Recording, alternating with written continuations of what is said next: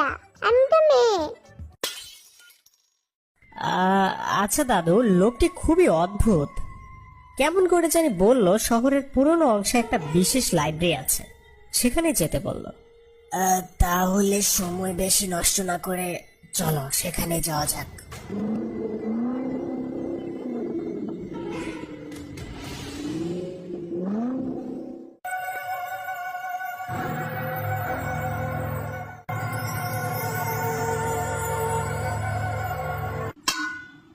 সেরা এখানে এখানে যারা থাকে তারা খুবই, এখানে যারা থাকে তারা খুবই অপরিষ্কার ভূত।